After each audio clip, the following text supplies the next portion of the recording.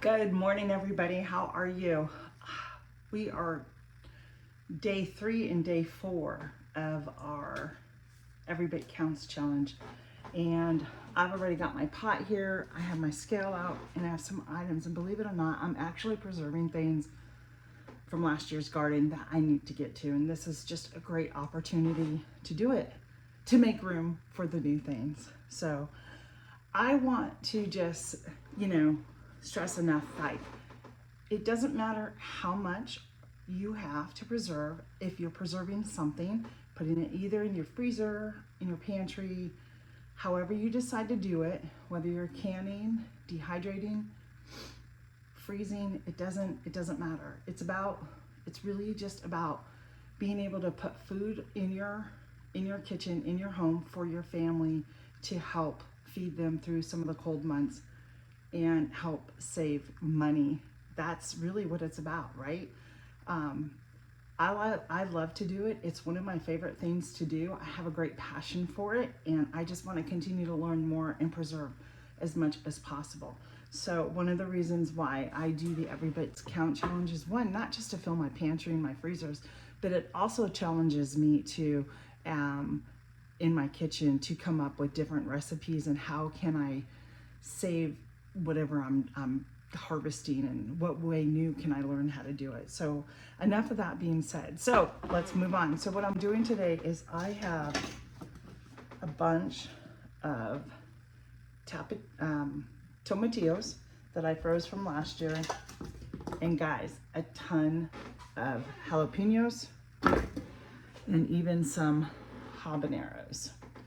And I'm only gonna do 3 habaneros. I'm doubling this recipe and we are just going to make a really nice hot sauce using jalapenos. I'm actually, because I have these in the freezer, I'm actually using some poblanos too to throw in there.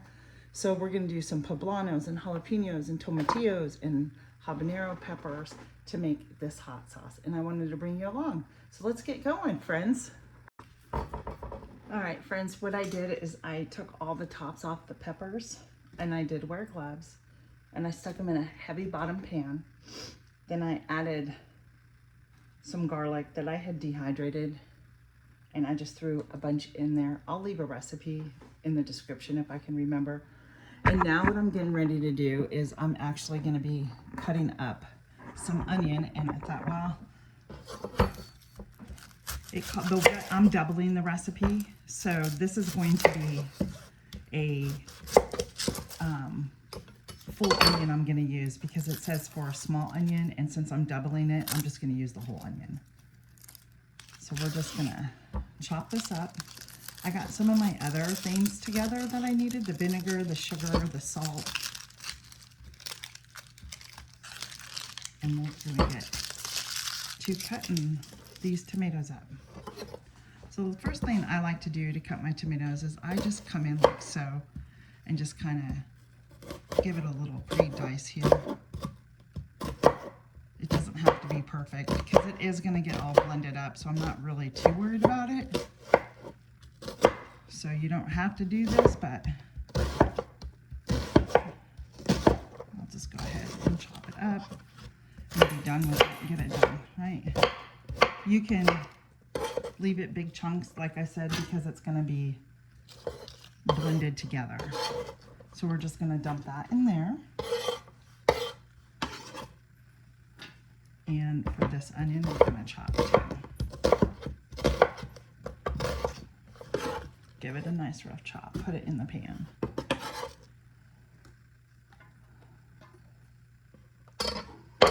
And to that, I have measured out 4 cups of vinegar. The original recipe calls for only 2 cups, but because, again, I'm doubling it, we are going to double everything. So 2 cups of vinegar are going to go in here. A half a cup of sugar.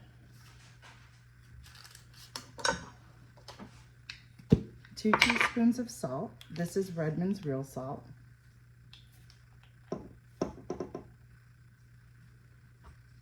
Oh, it already smells good. And then I'm using avocado oil. We're gonna do a tablespoon 2 tablespoons of avocado oil.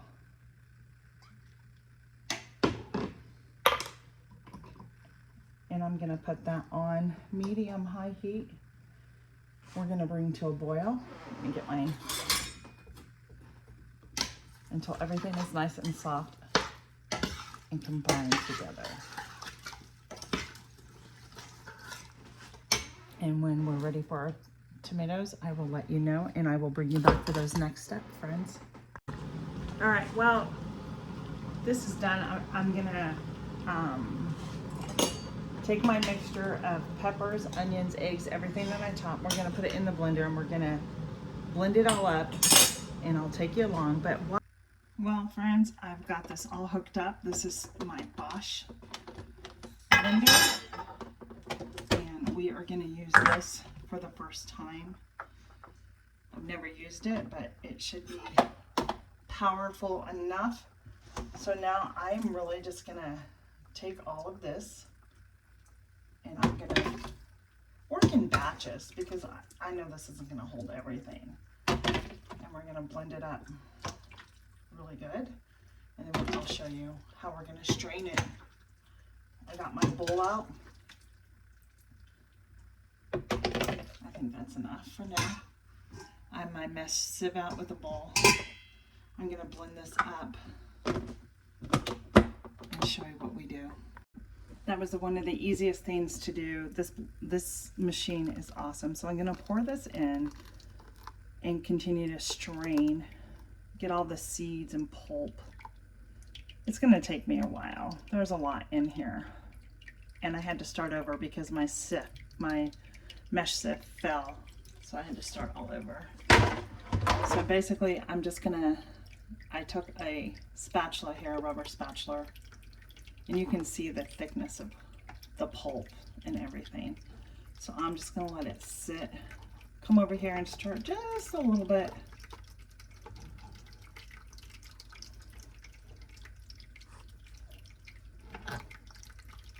And get all that beautiful hot sauce out. I haven't even tasted it yet. I hope it's not too hot because I didn't take out a lot of seeds, friends. So, but I think... All right, the last step is filling the jars, friends. So I've got my pot of water on. This isn't my canning, but I just put a towel down in the bottom so I don't have all my canning supplies out yet this year for some reason. So I'm just using a little funnel. So I'm just gonna funnel the hot sauce in,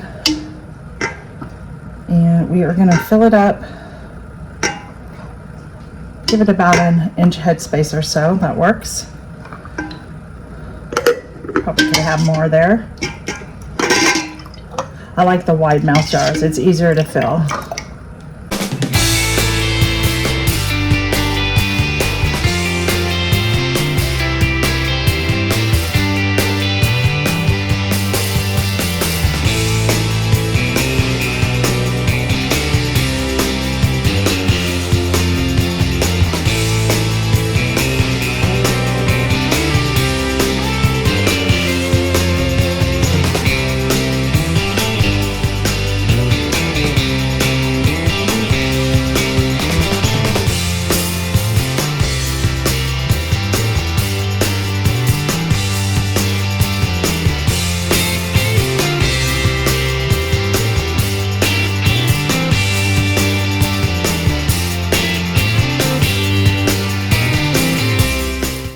Of the jars, you need to wipe any of the food that that your canning spilt, splattered, whatever, because if you don't, that can actually prevent your seal from sealing. But it's also a really great opportunity to go back around your jars too to make sure there are no nicks. I'm not affiliated, but I do use 4 jars and I do love them.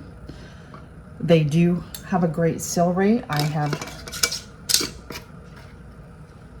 tested. So once you put that on, you just finger tighten it, and I'm gonna put it down here in my container. Like I told you, I have a towel at the bottom.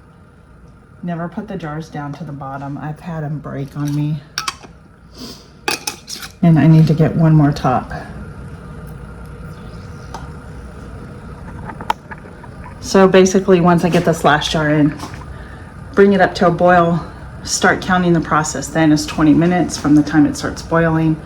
Boil it for 20 minutes, check your elevation. This is for 1,000 or below.